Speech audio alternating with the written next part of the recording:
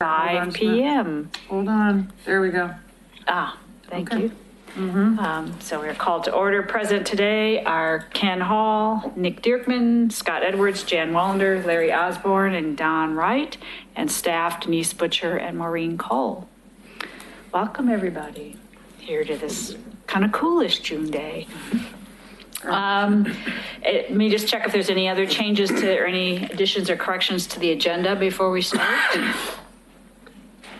Okay, then our first agenda item is approval of the minutes from the May meeting.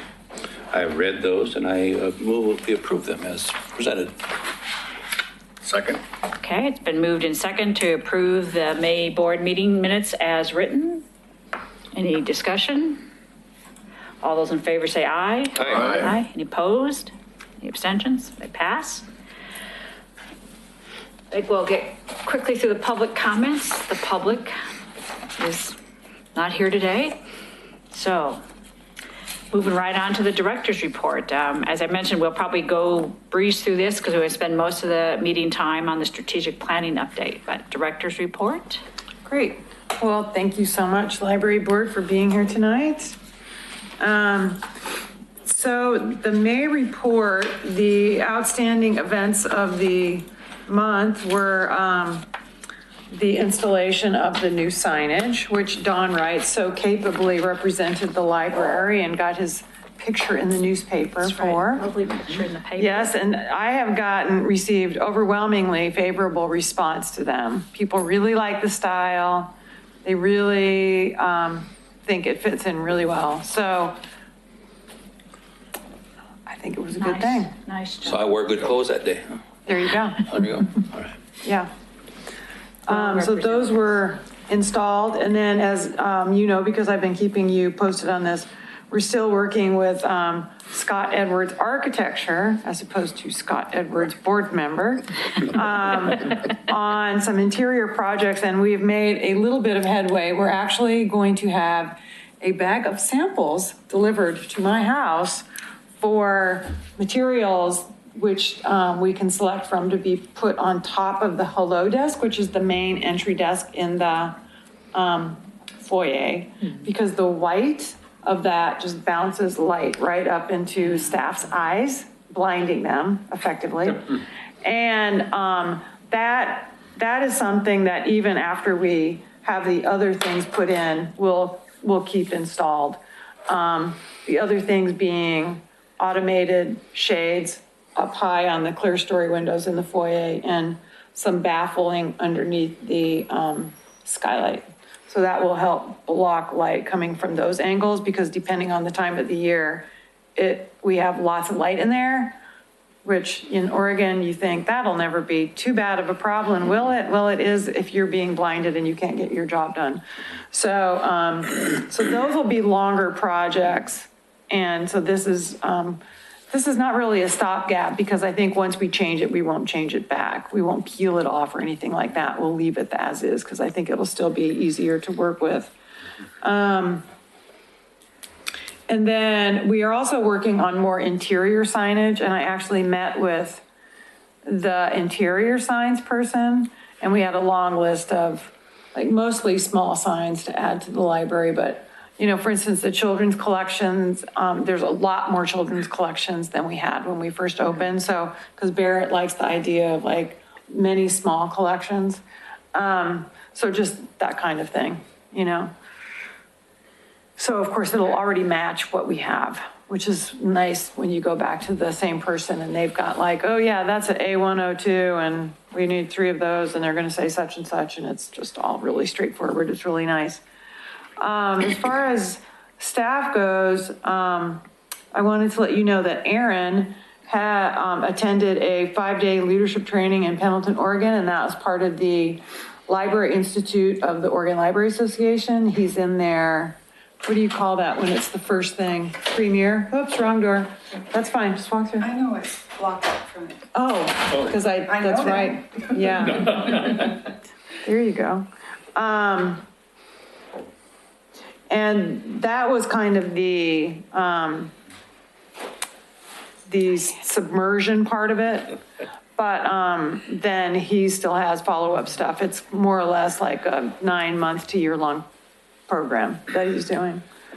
So our statistics are still looking really good. Our door count was up from last year by about 1,500. Our circulation is up by a substantial amount, like 5,000 items, including our ebooks, which was just about at 1,000 more than last year. And that's substantial when you're only talking 2,700 to 3,700. So that's really good. I think I would give Cloud Library credit for that probably, because we added a new ebook vendor that is much, much easier to use. So I think we get more circulation that way. Self-check is still like double from last year because of the new equipment. What we received and what we sent in the way of holds is, it was up a little bit from last year, but it's still a smaller number than it was in a long time.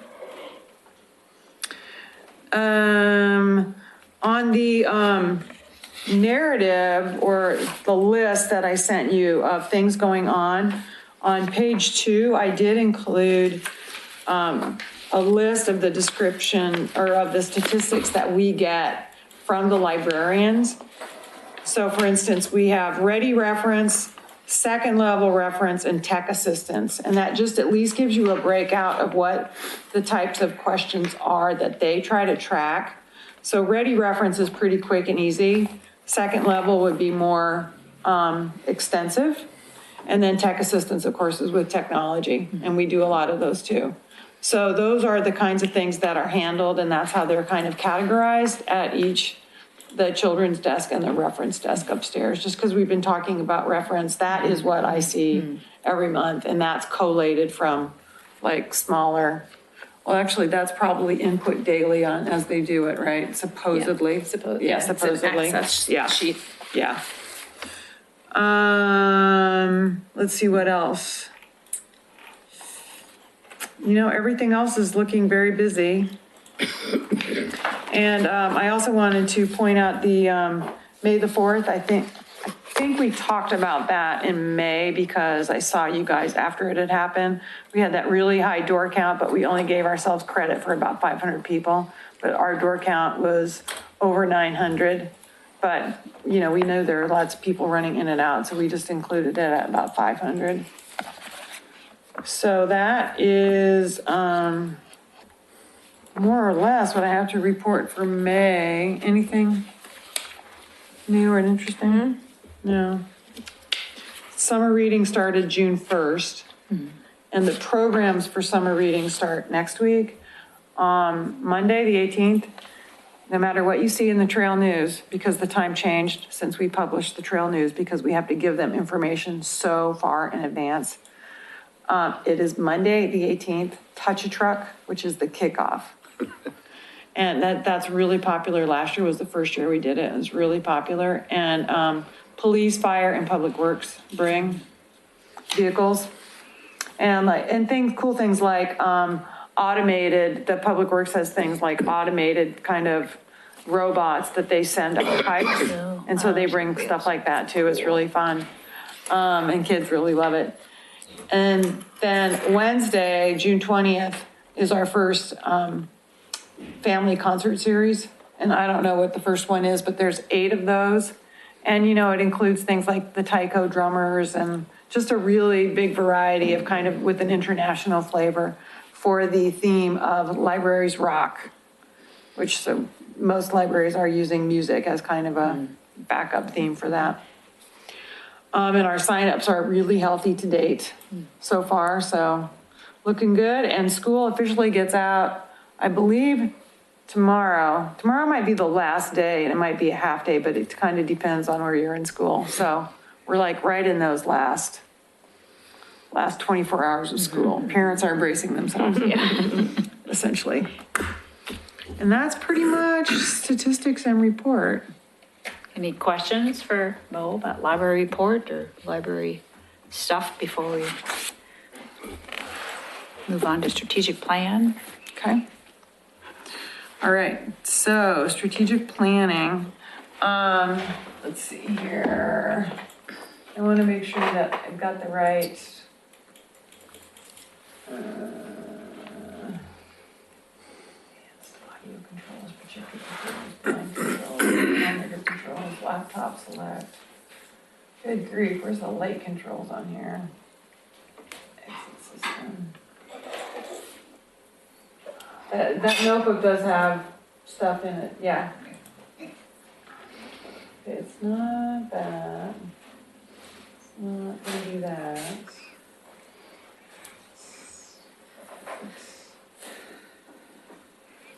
No.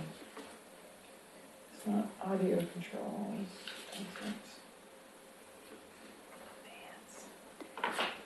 Oh my God. Well, there's not very many of us in the audience, so that might. Oh, good grief. So, it's just mostly. Okay. Something came up. Yeah, so this is available for Jan to see, but I can't figure out where the light controls are. I can see. Okay. And then all of you flip your thing to presentation and you'll be able to see. That's the Silver little button switch. to the left. Right Oh, here. I see. Push it towards the, push it that Hard way. towards the left. The silver button. That silver That's button what right that's there. for. Ah, okay. Ah, Now we I didn't know know. that either. Okay, I didn't even recognize so silver you button. can either turn around and look there. Does that look like a silver right button? here. Silver toggle switch. Ah, toggles. So this is the presentation that we gave to the stakeholders group. So Larry and Scott have seen this one, except that I added pictures to the end. So the first slide just basically gives an overview of the Oregon City Library until about the end of the 1990s, when the library moved out of the Carnegie. So as you guys know, that we were like one of the first libraries around, but we didn't like stay. We didn't live throughout. So like if we had been in existence constantly from 1843, we would be the oldest library in the whole region. But instead, Multnomah County gets it. And there was a library here too that was the government library that got moved down to Salem, so that kind of took the wind out of our sails as well. But in 1909 is when the city established the library levy, and that allowed things to actually happen, and that's we consider our current library life as starting from 1909. And then the Carnegie opened in 1913. The anniversary date is next week, June 21st, which is why we have, what do we have, half off for the anniversary? Yep. Yeah, so that will start on Sunday, and it goes for just a week? Yep, Sunday through Saturday. Sunday through Saturday. And it's, all these half off fines are always wildly popular. People always really want to know, like, when they are, so it's really funny. So they hold off. Yeah, so they do, they hold off, yeah. So this is a picture of the third floor reading room in the Masonic Temple building downtown. And if you can tell, that's like a woman sitting at that desk kind of leaning over a book. She's on the left. It's kind of hard to see her, you have to kind of know what you're looking at, otherwise she looks like a ghost. Yeah. And then this is the interior of the Carnegie, probably in the 30s or the 40s. And you can see the murals that were on the wall, and they were, I always forget her name, they were done by a muralist that had stuff up at Timberline. Unfortunately, at some point in time, they were taken off the wall, like they were probably on canvas, and they were taken off the wall and lost. Nobody knows what happened to them. And you could see that like at the time, I would say this is the late 30s, it was really open and pretty nice. I can't tell if what is now the AV room is closed stacks or open stacks, I can't quite tell. But the librarian's desk is there where we have our donor wall right now. And it's really nice. It's really nice. The floor looks different. Anyway, Yeah, the floor at Carnegie now was made for a future office building, as I understand it, when I was working there. When they put that in there, every so often you find plugins for Wi-Fi and computers. for electrical only, Yeah, so, huh? electrical. Oh, no, they got things for data service. 45s. Yeah, and if I stood at that desk long enough when I was working there making coffee.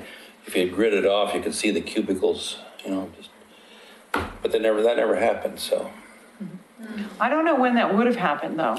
Like what year are you talking about that would have been? Well, when we moved in there as the coffee shop art center, that was Yeah. already done just after the renovation. And so, 90s? the year's gone out of my head, but, Well, the library was in there until 95 yeah, it was after that. and it got renovated in 2001. There's about it then. So, I wasn't charged. I never heard that it was renovated for an office building. No, that was our supposition, just by the layout of the. Oh, okay. Nobody ever tells us anything. We were just employees. I see, you were just making that up. Okay, gotcha. Gotcha, okay. Urban net legend. I understand that because I do that. Yeah. Urban net legend. This is the exterior. This is 1938 in the fall, beautiful. You can see that the trees are different, so trees have come and gone here, They do that, they're plants. That's right, thank you. It's very beautiful though. And then this is in the 60s when that front was added and which completely ruined the front door. It was completely taken out, that whole front door and stairways, and modified so that when you walked in this thing, you either had to go upstairs or downstairs. So it turned it into like a tri-level? Split entry? Split, yeah. Like a house, right? Where you walk in and there's the landing and you have to go up or down. Yeah. And I don't know, Karen Morey was the person who told me about this, and she always called that thing the snout, so that's just what I call it, the snout. Yeah, for good or bad. What I remember about that was when the fall leaves, started blowing around, they would stick to that snout, and you couldn't, it was just totally dark in there because it was all plastered with leaves. Yeah. Is that right? Yeah. She also told me that it got really, really hot because there was like a lot of glass and Yeah. there was no heating or cooling out there. It was just, It was a wonder. It was a wonder. Yeah. Okay, so then in 2001, the Carnegie was renovated back to look like it was previous to the snout. And so that means that the exterior door of the Carnegie that's all new as of 2001. Everybody thinks that's completely original, but it is not. And you can actually go and kind of see the different brick seams along the sides of the door if you look. So then I didn't put in the very important date of 2009 when I was hired. In 2010, so I was hired, 2010, we lost our lease. So I was here like a mere matter of months and we lost our lease. Good job. Yeah, good job, right? Well, that's something And- you said. yeah. And so then we were like, oh, great. Now what are we going to do? Because I was supposed to be looking for a spot to build a new building, right? Now I had to look for a spot to like just even be a library. So that's how we ended up back at the Carnegie, greatly reduced circumstances. The Hilltop building was 13,000 square feet. So that was pretty good size space, even though it was like the world's most awful space. So anyway, we moved back and then we started looking at sites and you guys know the rest of the story. PAC was created. This is that picture that I always love, which is Pam Bloom and her younger brother, Ricky, by the slide and the wading pool as it was then. Isn't that funny? That slide looks like a killer. I think she gave it to me as a scan or something. Yeah. Yeah, so then we got our, got a pack, we got our bond measure passed, all these good things happened. We started working on the site. We had looked at the site and we knew we had challenges, and one of them was that we had a historic building to deal with because it was designated as a, whatever the registry is, which I always forget the name of, in 2014. And I'm getting a sign for that too as well, and it will go outside, somewhere. Somewhere on the building. The library was remaining on site in the Carnegie. The community did not want to part with the park, the playground, or the trees, and parking. So those were the challenges that we were handed. The architect came up with this two-story design. They actually came up with 5 or 6 designs, and which is kind of a funny story because I like the one that was all on one level. McLaughlin Neighborhood Association wanted the underground one, and yes, we did have an underground option. And the city commission, in its infinite wisdom, said, no, we're gonna go with this. And I mean, I cannot think of a better design, how it turned out the way it is. There's groundbreaking, August 8th, 2016. 2016, is that right? Or is it 2015? That seems awfully late. Let's see.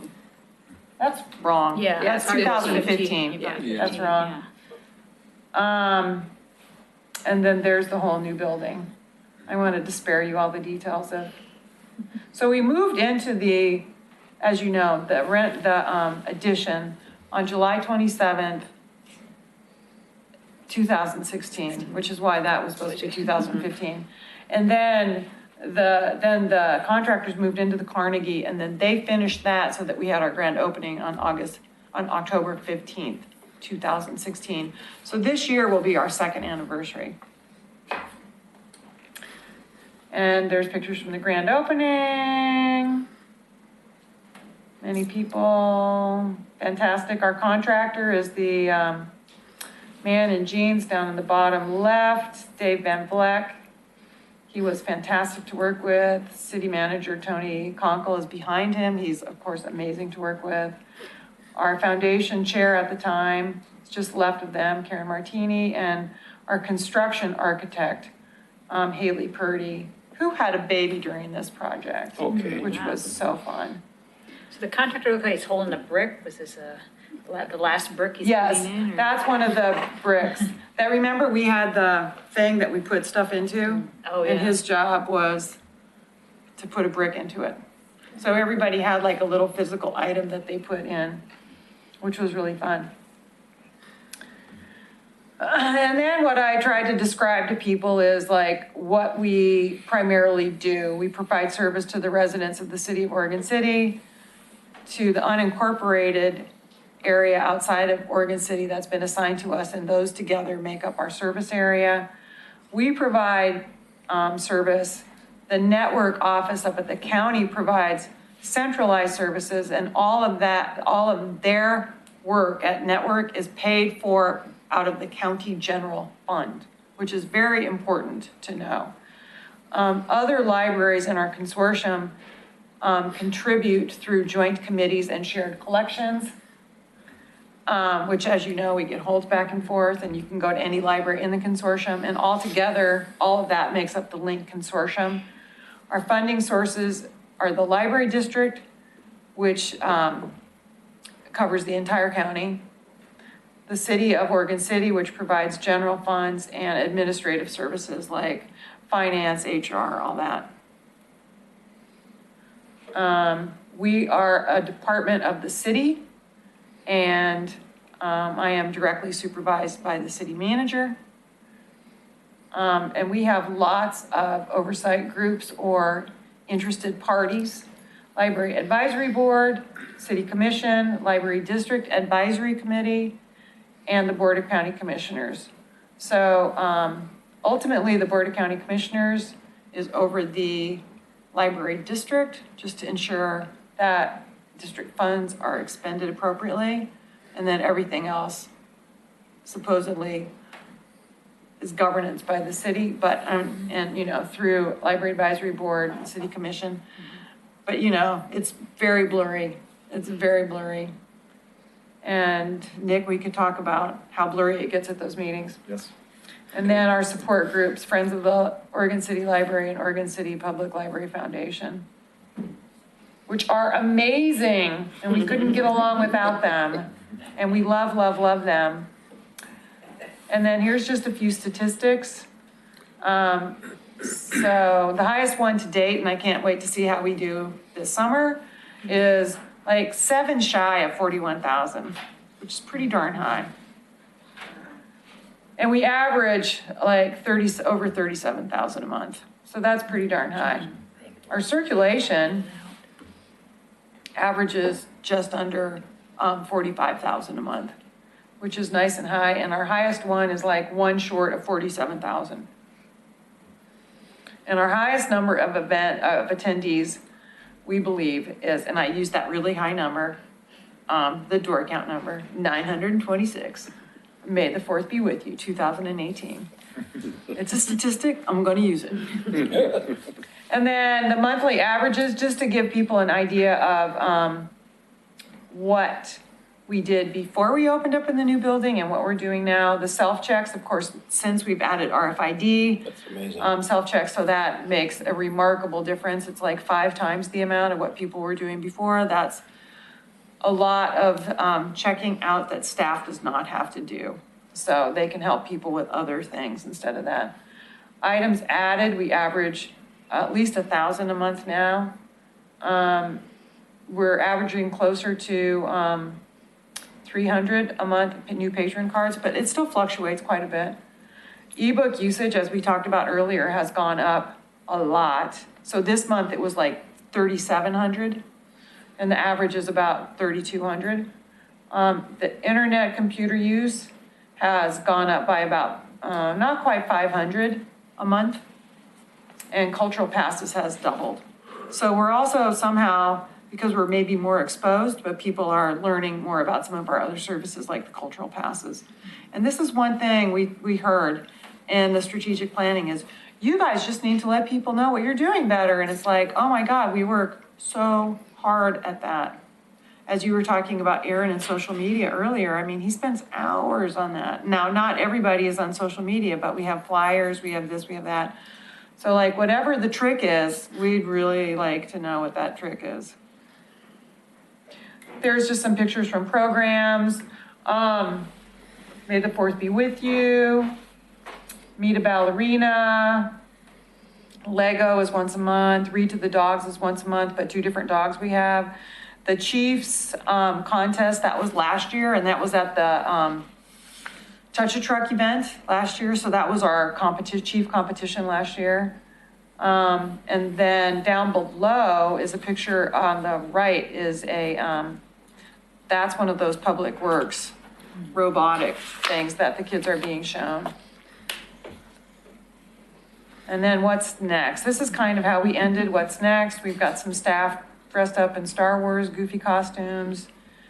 A row of adults for the Willamette Falls storytelling project, and a bunch of kids out in the park, just kind of. So that was the end of that presentation. And then since a few of us were able to go up and see the automated materials handler, we took some pictures. I actually remembered. So then I'm like, if I remember to take pictures, I'm going to show them these pictures. So this is one of their trucks. And we heard all about the evolution of the trucks and how they started and where they are now. Because Josh, who's in charge of this program, who is, as it turns out, a good friend of Scott's, really, really loves to talk about this stuff and brag about it, which is awesome because like it is an amazingly important function of this system. And if this didn't work well, the libraries would not work well. So the whole courier system is incredibly important. And then here's the automated materials handler. And you can see our board members down at the right hand at the very end of it. And they're being shown by Josh how to like check things in, what happens next. So it's pretty big. I mean, there's bins on two sides of these things, on the inside and the outside. So it's like got like 30 bins or something like that, 29, 30, 31, whatever. It's pretty big, but like it's relatively compact when you think about like what's going on there. There they are, men at work. Men at work. Yeah. Watching each other. And then I just thought I would end the slideshow with this beautiful picture. That Saturday, I ended up helping with the the 3-time-a-year public tour thing that they offer. And they needed some more staff, so staff got there early and we were setting everything up, which means that you have to go in the park or in the Blue Heron and set things up. And so we went with Tony and did that and walked to the very end and got this amazing, it was like this gorgeous, gorgeous rainbow was, so I just thought I'd share that with you guys. Which reminds me, there is a new painting of the Willamette Falls above the fireplace, which I had restored and reframed, which looks very nice above the fireplace because it's of the right size. So that is that presentation, and let me see if I can get this. I'll just turn that off for now. I thought one interesting point with the sorter was that they do about over 5,000 pieces of materials every day that they sort to get out to all the Was libraries. he 5,000 a day? A day. Yeah. A day, wow, that's a lot of. Yeah. Yeah, and the new system makes it like so much easier to get things out, you know? And when it comes into us, I mean, you can just ask Denise, who was amazing. She's been on the RFID committee for like over 2 years, right? Yeah. They like planned it for, like a year, at least a year before they started implementing. Which is why it went so smoothly. Yes, I think. which is exactly why it Yeah. went so smoothly. Yeah, that's what it takes. So just pause, any other comments on the networking visit from you guys that went? I know it's not quite part of your That's fine. strategic plan. No, it's a but good just time any- to talk about it. So I just- Ken, Nick, And Scott. and Scott. Oh, we're on It's that. definitely worth a trip. I think you mentioned Yeah. might be another one for the other board. Yeah, we, I think the foundation board might like to see it, and we weren't really able to talk about it at the last meeting, but, because we were stuffing envelopes, Yeah, remember right, that? we were stuffing So help envelopes, me yes. remember to ask them if they want to do that, because I could arrange that, and then whoever couldn't go on this one could go on that I one. recommend it. It's impressive what they do Wow, down there. wow. It's mean, it's- incredible. Yeah. What's really kind of interesting is that there is a lot going on, but there's still a lot of people involved in a sense because of all the different sizes of materials that they're sorting. You know, so it's kind of getting things lined up. If everything was exactly the same size, I'm sure they could Much even easier. increase the automation even more. But Well, one it of, doesn't work that way. one of the things I saw was the fact that you have to fill, there's so much product going through, but you have to have a small enough container so that they can actually be handled. And I thought the containers they had were marvelous because they folded. They could flip them right open, they could stack them as high as they want, and they could handle them with any kind of moving equipment. There is a limit to how high they stack, is it 4? 5. Yeah. So that they can be moved reasonably without straining somebody on a hand cart. Yeah. So yeah, a lot of what the staff is doing is moving stuff around so that it fits into to the little crates really well. And then once they're full, moving them to another spot where they get stacked, and then they get moved from there out to a truck. I think the other thing that's pretty remarkable is that there is such a high percentage of things can be done that way. I mean, there are things that, like if an RFID tag is taken off or something like that, but they were saying it's very low percentage. Yeah, almost from magazines to video to Yep. That's big, pretty amazing. big tomes, you know, everything was going through there with no problem. Wow. And I think that's quite amazing. It's sort of a really unknown behind the scenes. I don't think people realize your tax dollars at work, you know, really that's what makes all it kind of, I mean, we all just want to be able to get books wherever we want to get them and they show up. Well, and- right, we always joke about it.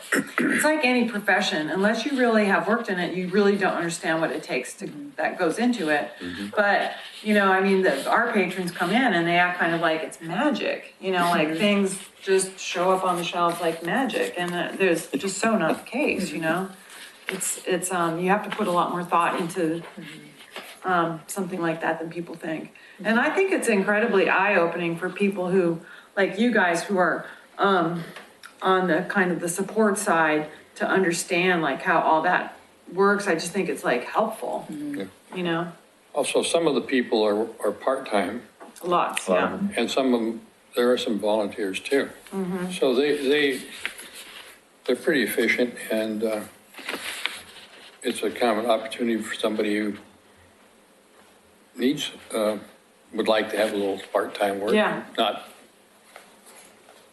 have to be there every day. Right, well, so, I don't know if you saw Judy in one of those. Yeah, I did, yeah. Yeah, so she retired from our place at the end of December, right? And then she started working up there, and she goes up there like, what, 3 days a week? 3 days a week. Yeah, for 4 hours, something like that. something like that. I mean, it's just like Books in perfect your for her, blood, man. yeah, Oh, here.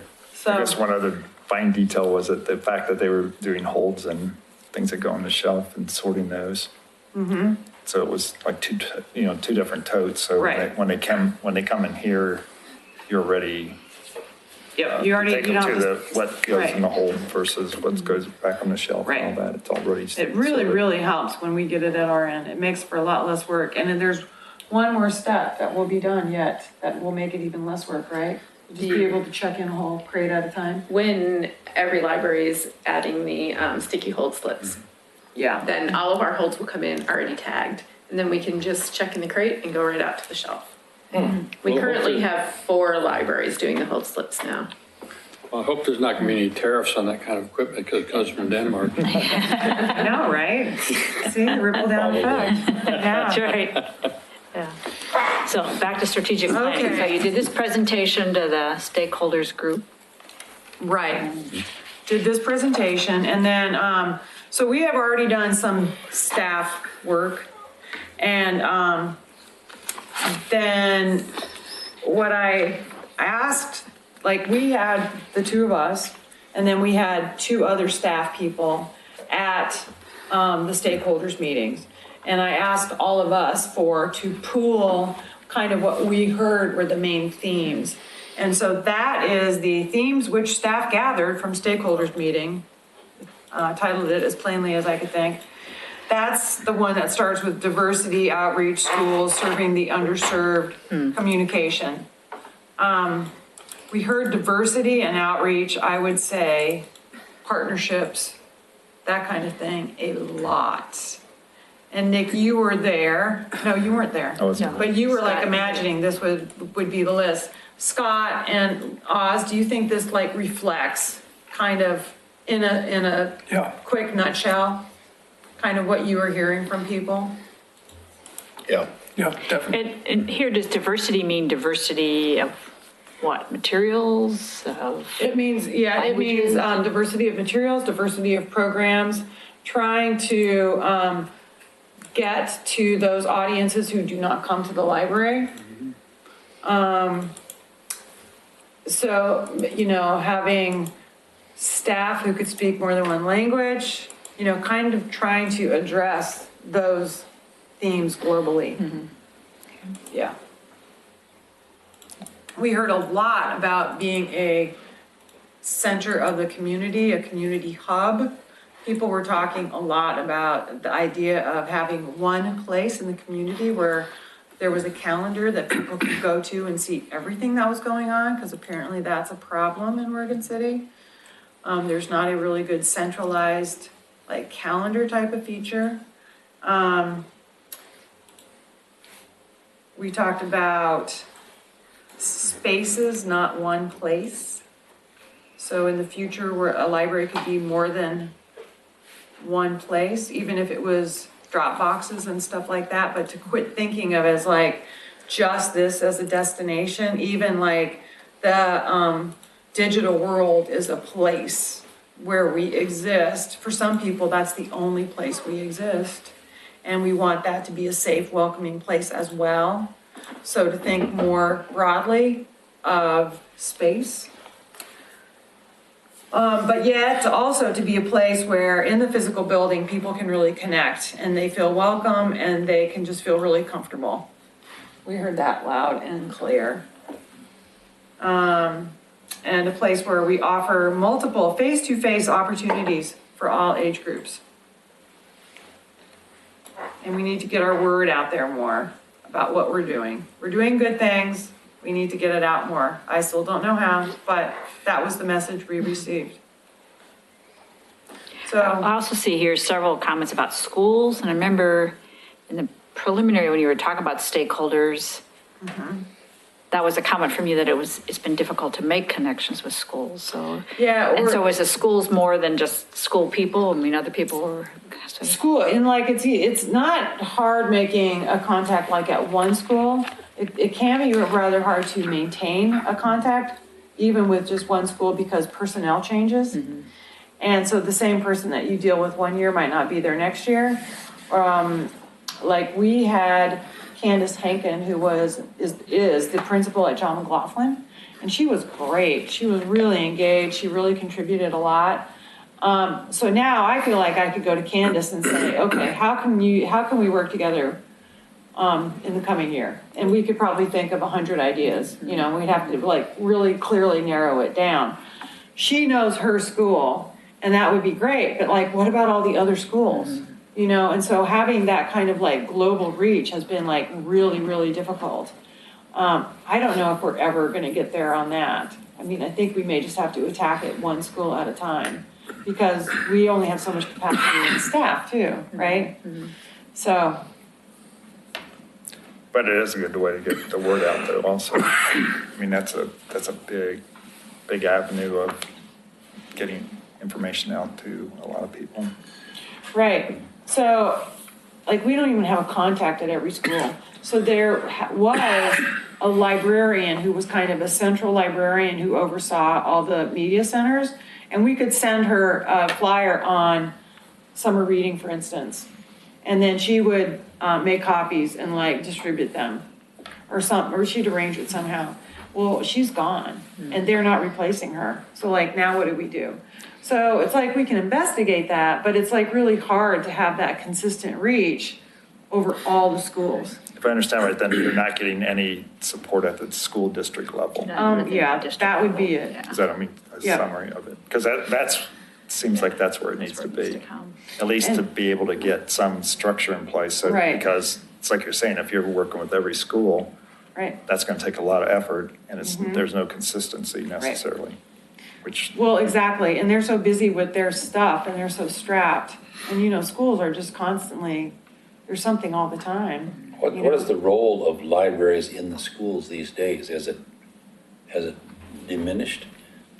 Well, as far as the media centers, Oh, is that what you call them?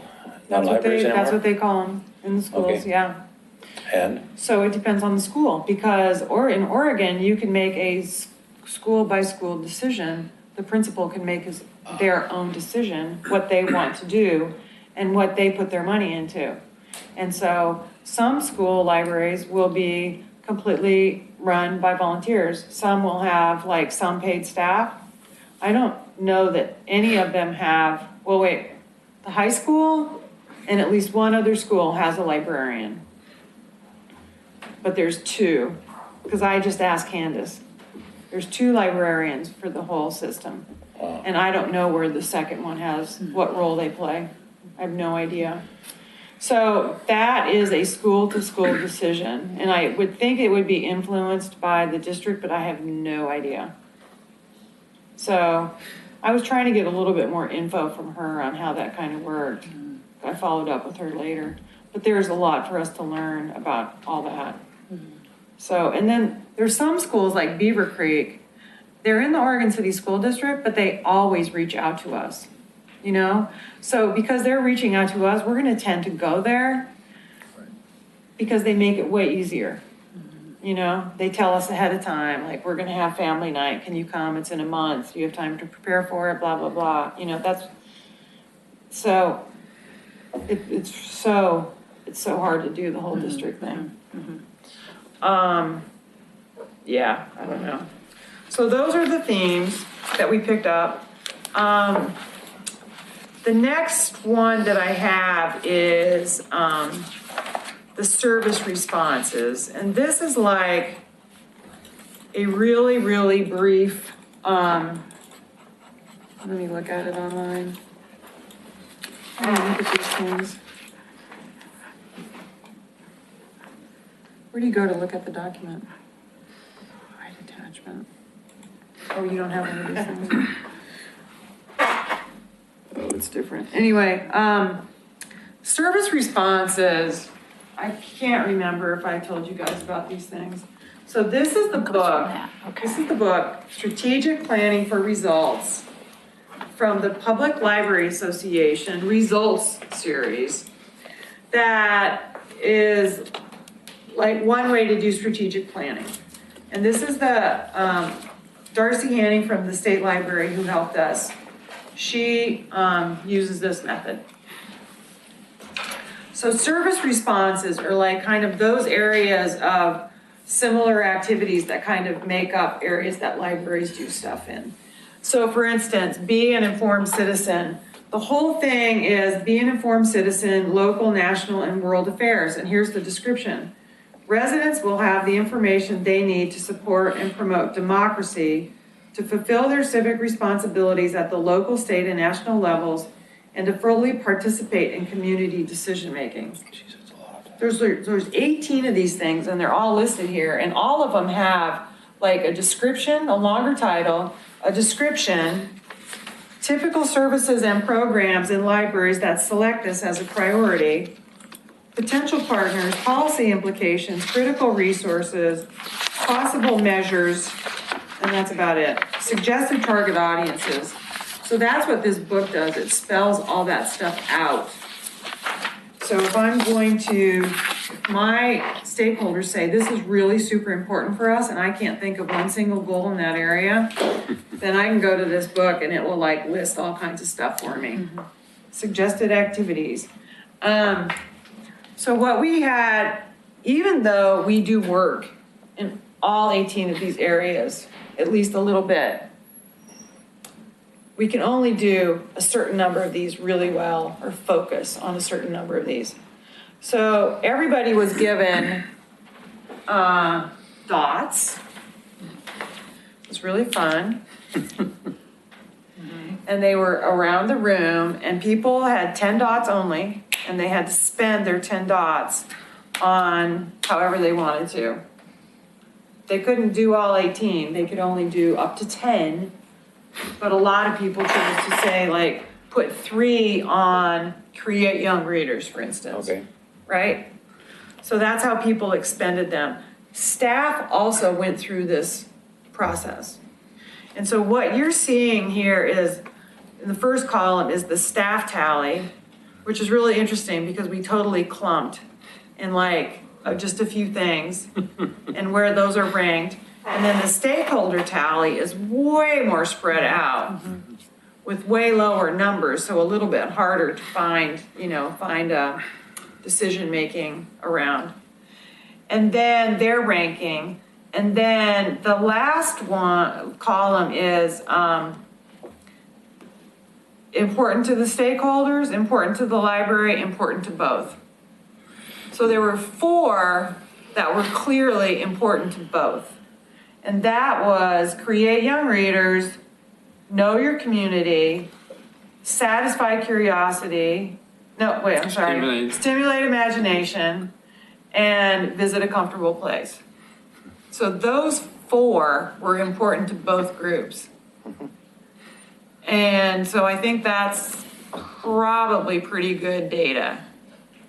Then the other ones were important to one or important to the other, but not to both. So we were advised that 4 to 6 is about the right number of these to focus on. So we could select up to 2 more. does seem, just looking at the list, so the staff had the same number of 10 dots that they use, because it is interesting how they clumped as opposed to being. And so the one difference that stands out to me between the stakeholders where Celebrate Diversity was a pretty high. Very high. High value Yes. and didn't appear at all on the, Yeah, Staff we had a talent. theory about that.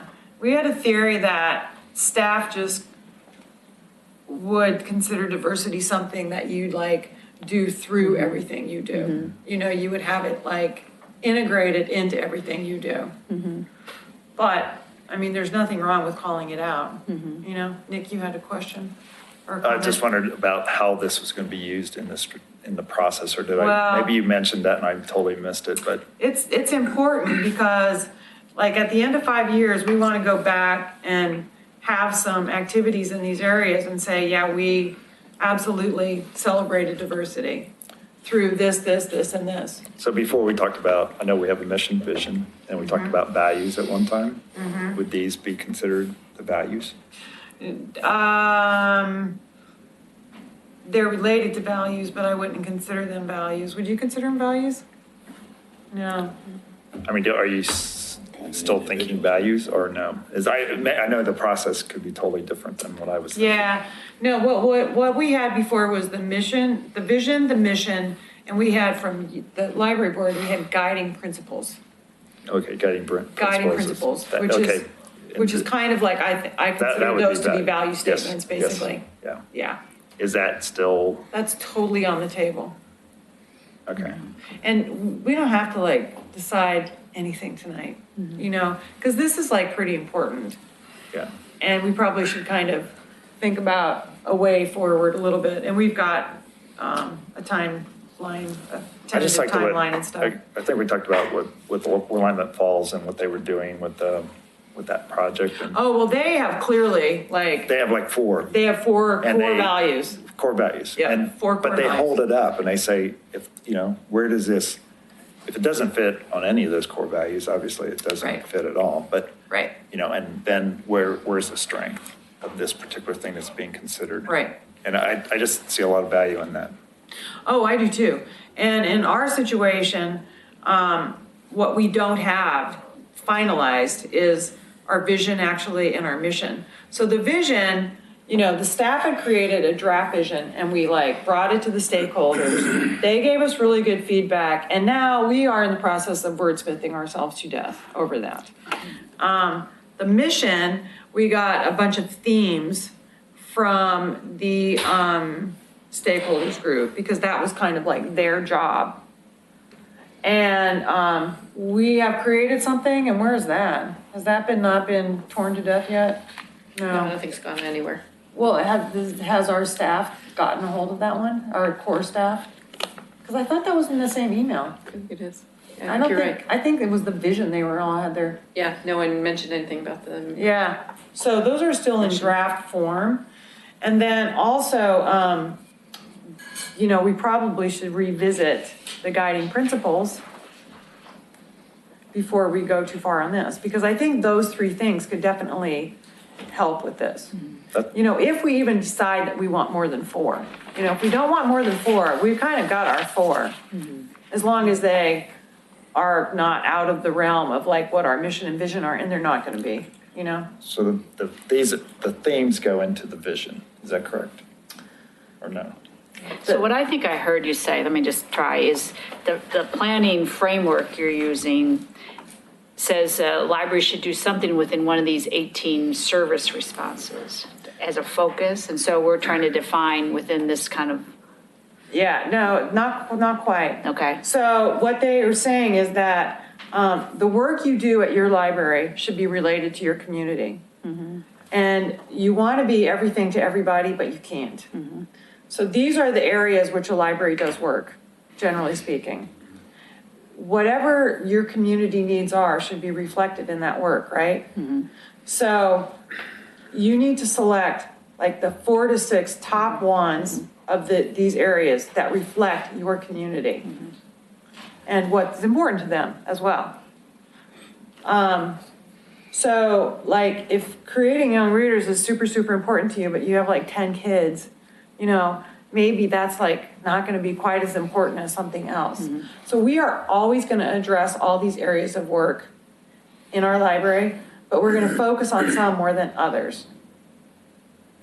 And so the ones that staff and our stakeholders group thought were the important areas of work to focus on, you know, we kind of have 4 of those already. We only should really, really focus heavily on like 4 to 6, because this is where we're gonna put our energy. And these areas should, you know, you always should reflect your vision and your mission in the areas that you work. You always need to be able to tie your work back to your vision and your mission. It's like, if it's not connected, then you shouldn't be doing it, right? I mean, you could probably make an argument that any of these areas are gonna be reflected to your vision and your mission, because this is all library work, but some of them more so than others, right? And when I So- went through the 18, it seems like some of them are pretty tightly related, Very related. and some are, you know, some are pretty disparate in terms of Yeah. how you would view it, so. Exactly. So the stimulate imagination and satisfy curiosity, that's right above it. I mean, I kind of think those are somewhat related, for instance. It You seems know, like you it. get one, you've got the other, you Right, know? right. And a lot of people in the, well, like staff like both equally, but they're kind of similar. I'm fine with just choosing one of those things and calling it good, Right. you know?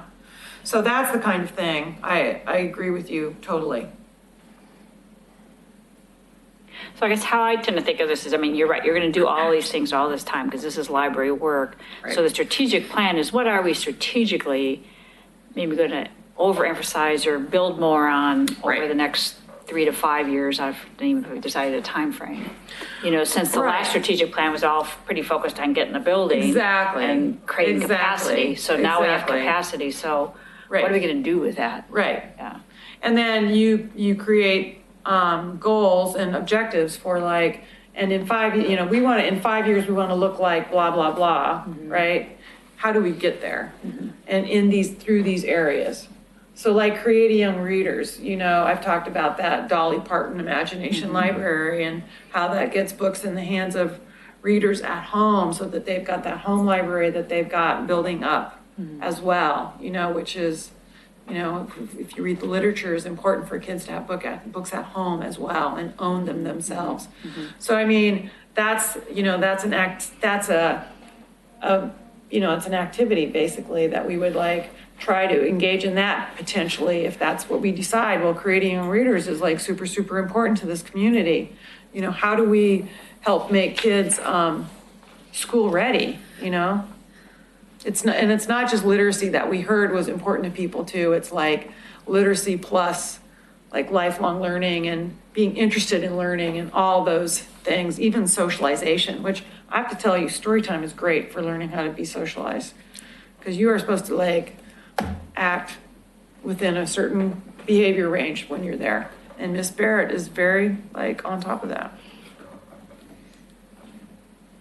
So anyway, just to continue. So there's that's information for you. And then kind of some next steps. And I mean, you can't, in July, I was thinking maybe that's when you could review and accept the vision and the mission. And we could maybe start identifying some goals. But I actually kind of forgot about that guidelines, guiding principles when I was putting this together.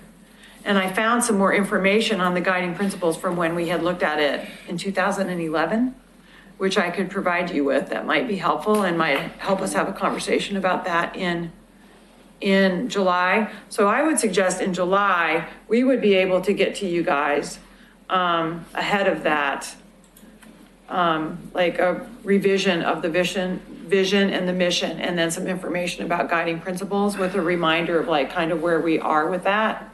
And then we could have a conversation about those things in July. And then we could maybe look back at the service responses and see if we wanted to add any more or not. And then we could start like really diving down and creating some goals then. Because identifying the goals would be somewhat based on the service responses that you've It would be, decided to yep. focus on. Yep. Right. So we could be doing that in July and August then. And we could add the guiding principle part to July. And then if we could, if we've got something by the August 8th meeting, then we could bring that as far as goals and objectives, or, it could go into September. I just told people fall, kind of generally fall. You don't, you want to get it done, but it's like, you want to be thoughtful about the process. Yes, Scott? Actually, I thought we were going to take August off. Hadn't We were considering it. Considering it. Were you Yeah. going to be gone? No, okay. I thought you were. Friends are not meeting in August, and so I just said, Right. hey, you guys Okay. want to take August off? But, if we have work to do, then maybe we need to do work. I don't know, up to you I guys to think we decide. decided, we'd wait and see where we were with the strategic And we can plan. probably decide in July if we want to. And it is air conditioned in here, so. It is. It's awfully It's a nice. thought. Yeah, it's awfully nice. So if we go back to the service response, does anybody have any kind of aha or just a thing that really strikes you that?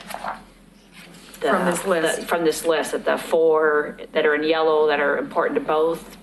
They all, I don't think you could disagree with those, or is there anything else that just, I was just struck by the celebrate diversity doesn't fit, wasn't a staff ranking, but, Yeah. like I say, it could be explainable as it was. I'm trying to look if there were any others that were, Well, partly, I think that's the definition of celebrate that was being used, how, response to diversity versus celebrate diversity. I think that might have been the oh, differentiation between staff and stakeholders. so if it doesn't rise as a full service response, it's clearly something that needs to be called out. It would need to be called out in the goals, Yeah. and it would need to be called out in each goal. But you said you could add, it's not, you're saying 4 to 6, so maybe that is one to consider then, maybe diversity. Yeah, that, exactly right. It might be one to consider. No staff is gonna object to that, believe me. So the other one that strikes out to me is, on the stakeholder tally, is the learn to read and write, Yeah. which has a pretty high, and again, nothing on the staff side, and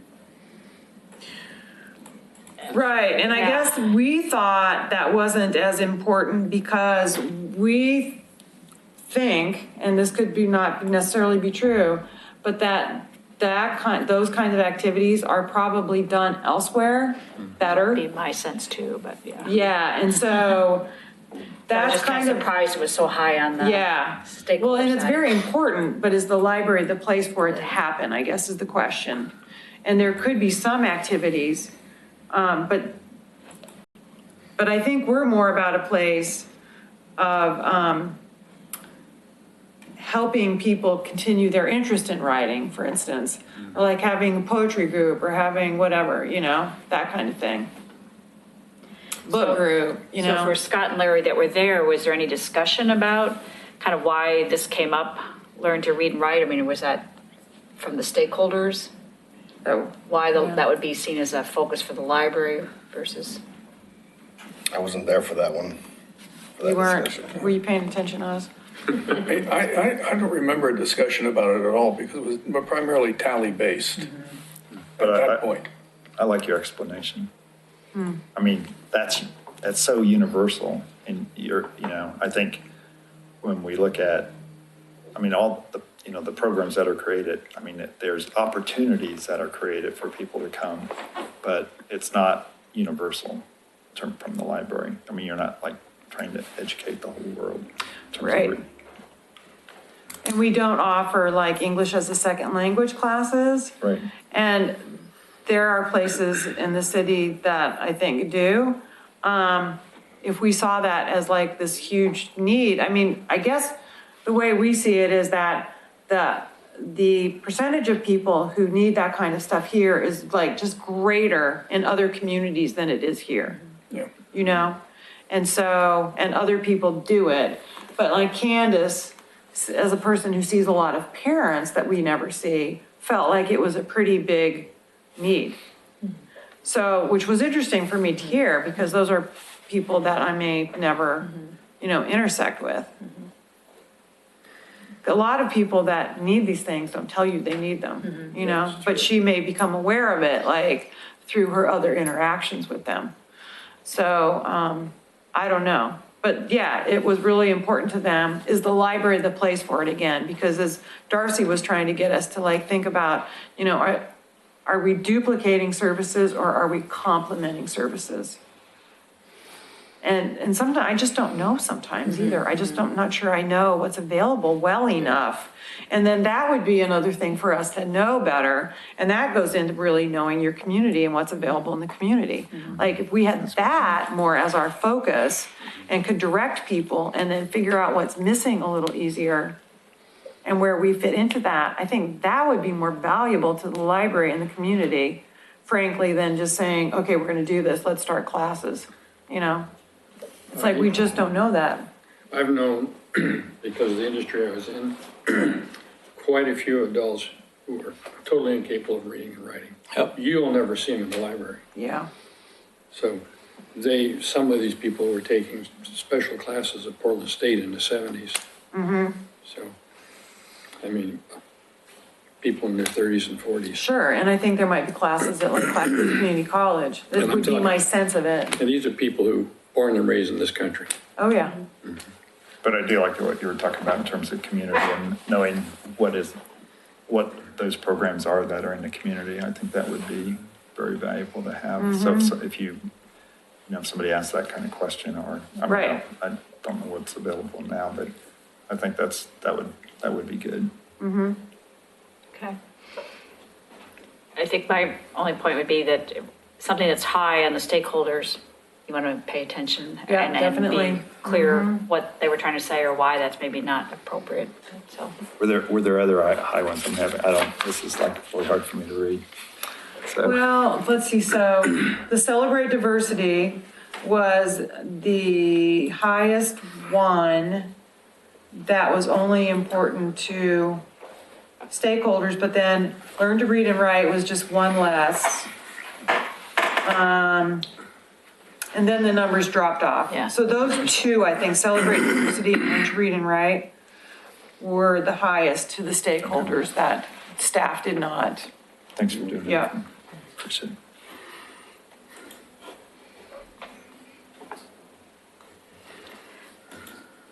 So the timeline makes sense to everybody, so that July meeting will look at vision, mission, and guiding principles with an eye towards identifying the service response too, so that whole package, so that'd be another, Makes sense. and then have the goals and objectives at our August meeting and final at September. Yeah, or Some version of that, or something like that. something Yeah. like that, yeah. Okay. Yeah, with ultimately, I want to present it to the city commission and get it approved. Any other comments from our attendee reps? Do you have any? I thought it was very, very fascinating to get so many different diverse opinions from so many people in the community that we don't normally hear from, but who do have an interest in the library, whether it's either serving in the government or being a member of the community. And I thought it was really a worthwhile experience, and Mo and Denise did a good job of getting a real diverse group of people together for that Thank meeting. you. That was a great group, I thought. And good lunches. Great. Oh, yeah, and it was, yeah. That's important. Yeah. An army march is on its That's right, everybody on its remember the stomach, right? food or not, Yeah, yeah, kind that's of. okay. That's great. Okay, any other comments or questions on this strategic planning process and our plans from here? Okay. Great, thank you, guys. Thank you. We're not out by 6. Sorry, I lied. So I was gone for 6:30. So communication, so, yes, Okay. we'll start with the Friends. A little late, I was dealing with friends' business here and there, so. I'm Sorry you were Janet. locked out. Well, it was my bad. I stopped at too many red lights coming down the hill. Good thing. So Janice Salisbury in Oregon City. So I just want to update a few things with our celebratory season coming up this fall. I'll do a spiel for first the foundation. Their gala is in October on the 18th, and that's their annual donor event. So that's something to look forward to. This fall, we celebrate 20 years with Bookstore. So we're going to do an all-out celebration in the month of December. And starting off our celebration type things is November 15th. We're sponsoring the chamber after hours. So come over for fun and eats and networking and all that stuff. December 1st is the opening of our big celebration for the month, and all the month of December, everything, your whole purchase will be 20% off. At 20%, so that's pretty good when the books are only Christmas $3 time. or $4. I mean, there you go, or less, some are. Then our annual meeting is on, that following Thursday, which December would the 6th. be December 8th, 7th, Sixth. that Thursday, that first week. And you'll all get information on details on that, so whatever. And that, we're looking at having that a very special celebration type annual meeting too. So that's some of our events that are coming up. Besides that, we're just plugging along with all the normal things. Things are consistent. We're keeping ourselves above water and having good sales, and seems like we are having more people come in the store every time. Used to be, I'd stop in several times a month, and many times there wouldn't be anybody there as a customer. Well, every time I go in now, there is someone or several people, so. That's great. Yeah, it makes it great. And our fundraisers from, this is fun. We have the bottle drop bags, and they're available there in the bookstore, and those seem to be doing quite well. From Fred Meyer, you can register for Friends of the Library, and we got a check for $46.40 for the last quarter. And for the year up to date for Amazon Smile, which you can also register, we got $5. I don't know. I hear people involved in that. They don't seem to generate very much. Since I participated in the bottle drop, how's that doing?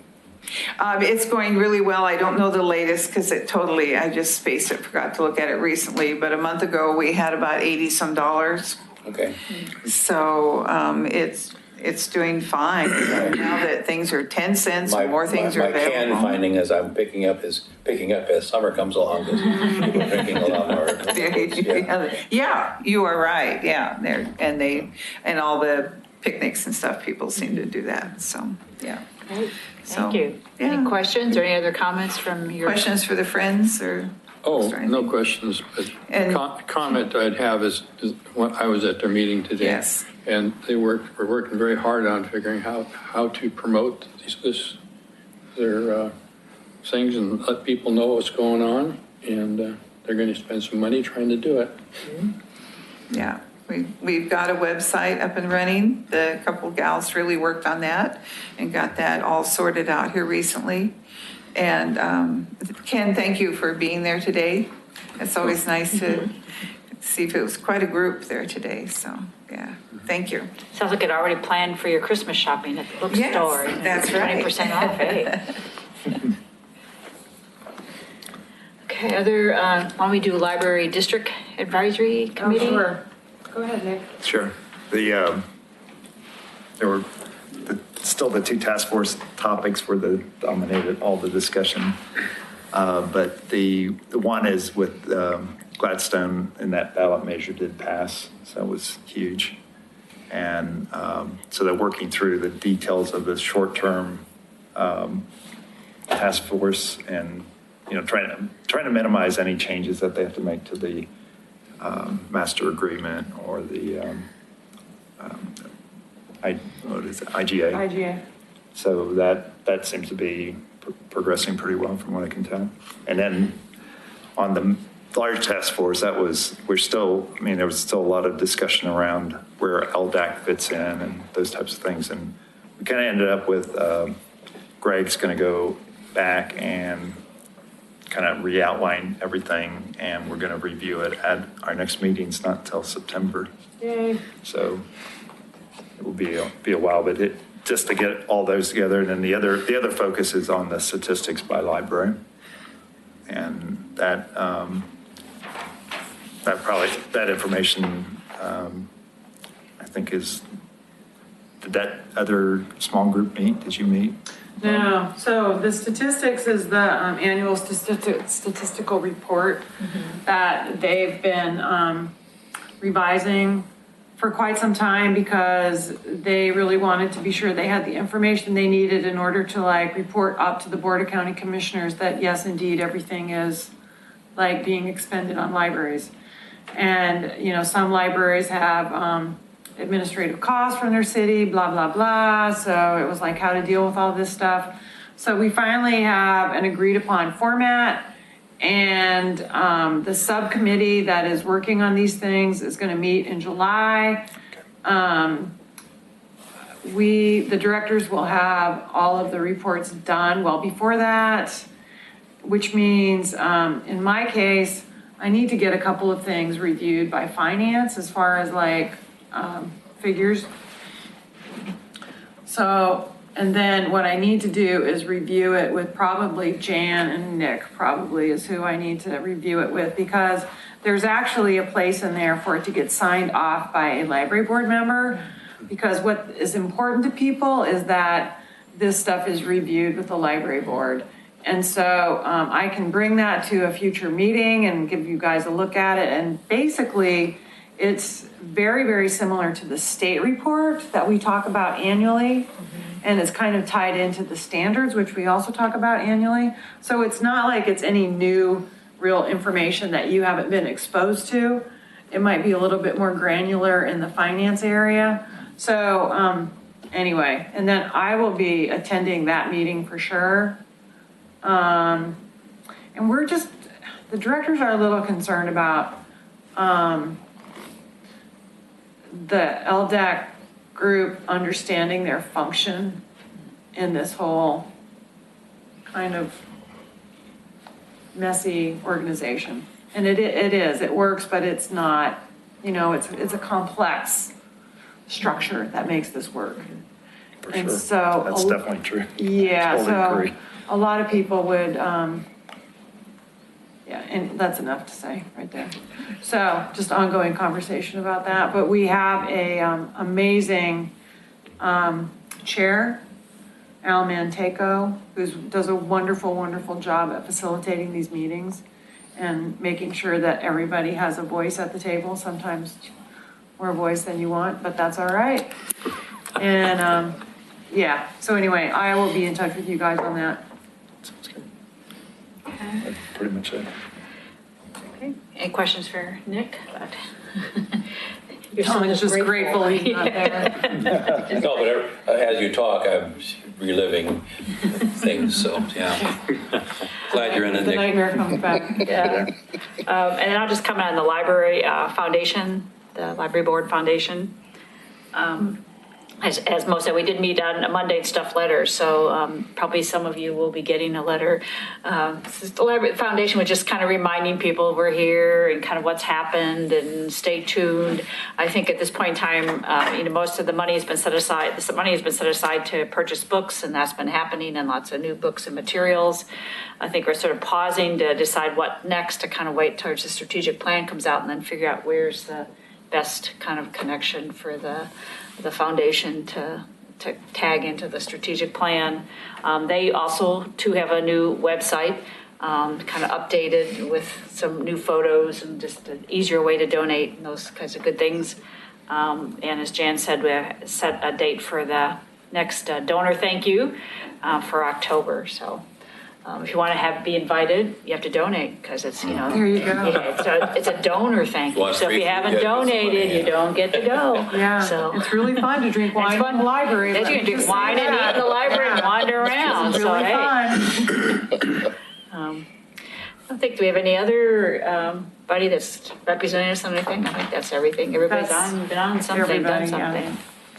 Okay, future agenda items. I think we've already pretty much set our agenda for the next couple of months. I think we've got full meetings. Anything else? I was going to ask one question. Is there a good place to go to find out how the hold process works? The hold process? Yeah, when books are put on hold and how long they stay here, and like if nobody picks them up and all those kind of things. Denise could explain it to you. I can tell you that. But should I just get with you, or I don't know if there's interest of other people or not? You could give a quick little. Yeah, just a real quick. So patron puts a book on hold. Libraries do their pick list once or twice a day. What does that mean? Pick list is we get a list of books in our library that people have put on hold. We send someone out to the shelf and take it off the shelf. It either goes, it goes through the AMH, gets a hold slip put on it. It What's an either goes- AMH? Our automated materials handler. Thank you. For our television audience, Denise. Yes, sorry. So the book either goes on our hold shelf for a patron to pick up. Once you're notified that your hold is in, you have 7 days to pick it up. On the morning of the 8th day, it gets pulled and either goes back on the shelf, back to the owning library, or to the next person that was on hold. Generally takes like 2 to 3 days to get a hold if it's available at another library to be sent to us for you to pick up. Crazy question, but do you ever have people come in, and what happens if somebody gets a dip, they see, wow, I like that book. You know, they have something on hold, but they like another book. What if they grab it off the shelf and can they check it out, or do they get stopped? It should stop them and say it's on hold for somebody else. Okay. That doesn't mean they can't walk out of the library with it. Without That's checking true it out. too. Right. One thing happened to me just this week. I put a book on hold, and I just came down, I checked my email, there's no notice. I said, heck, I'll stop by the library and take a peek, and there it was. Because the emails telling you that your hold is ready goes out twice a day. I got there before the first time. Correct. Okay. So She's beauty. it That goes worked out well for you. at 6 in the morning and 2 in the afternoon. So if something comes in between there, you don't get your notification until the next time the hold notices are sent out. It was before 2 in the afternoon on Monday. Yeah. Thank you. You're welcome. Appreciate it. Anything else? Okay, meeting adjourned at 6:23.